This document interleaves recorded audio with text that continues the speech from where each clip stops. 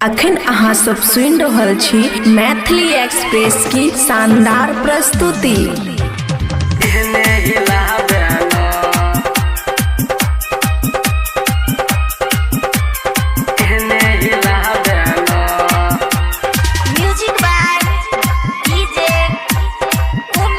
खुशी recording studio बलुआ।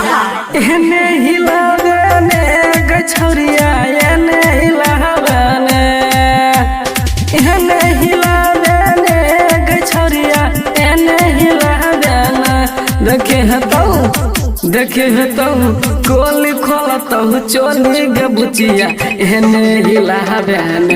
देखे हतौ गोली खोलतौ चोली गे बुचिया एहने हिलाबेन। एहने हिलाबेन कमरिया एहने हिलाबेन हो। एहने हिलाबेन कमरिया एहने हिलाबेन। देखे बहु कि देह बहु नमरी खोला बहु गंगरी गे गोरकी एहने हिलाबेन।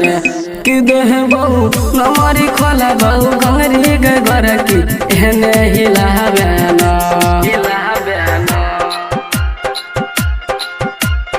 एहने हिलाबेन।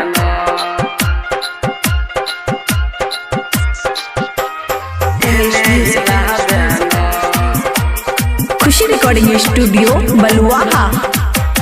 दरभंगा कुशेश्वर के छौरा तोर तो नथिया राती में। तोर तो नथिया राती में। दरभंगा कुशेश्वर के छौरा तोर तो नथिया राती में। रजुआ रकिया परहदीप छटुआ आयल छहु बरियाती में।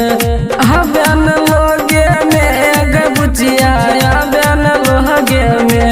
कि देह बहु नमरी खोला बहु घंगरी गे बुचिया हबेन लोगे में। कि देह बहु नमरी खोला बहु घंगरी गे छौरिया हबेन लोगे में। खुशी रिकॉर्डिंग स्टूडियो बलुआ।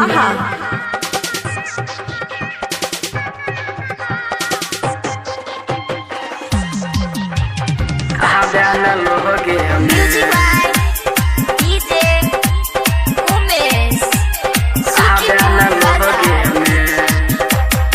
छोटका छोटका छौरा सोभे माजा लई छौराती में। माजा लई छौराती में। छोटका छोटका छौरा सोभे माजा लई छौराती में। 60 साल के बुढ़बो कूद कोई जवान कहा के साथी में।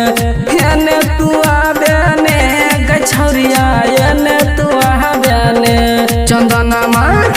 चंदनमा एहलो मूड बना के गे बुचिया एहने तू हबेन।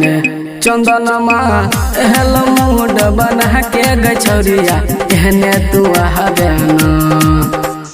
एहने हिलाबेन गे छौरिया एहने हिलाबेन। एहने हिलाबेन गे छौरिया एहने हिलाबेन।